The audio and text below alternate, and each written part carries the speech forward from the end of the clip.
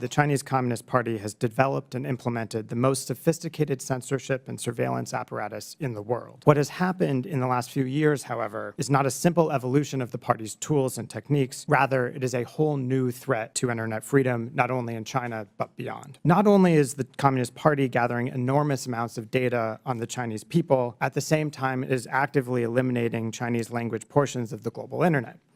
Chinese language websites now account for just 1.3% of the global total. As a result, the Communist Party now knows more about its people than ever before, but the Chinese people know less about the outside world and indeed even their own domestic realities. This information asymmetry is no accident. The Communist Party's strict information controls do tremendous harm to the people of China, but I want to focus my remarks here today on the effects on Americans. Increasingly, the Great Firewall is not only an obstacle for the Chinese people, but also a roadblock for U.S.-China relations. U.S. Ambassador to China Nick Burns recently warned that Chinese leaders, quote, say they're in favor of reconnecting our two populations, but they're taking dramatic steps to make it impossible. He cited the Chinese government's efforts to, again, quote, denigrate America, to tell a distorted story about American society, American history, American policy, end quote. In short, efforts to stabilize the U.S.-China relationship are now bedeviled by the Communist Party's censorship and disinformation apparatus. Moreover, if the Chinese economy continues to stumble as a result of the Communist Party's poor management, Beijing may feel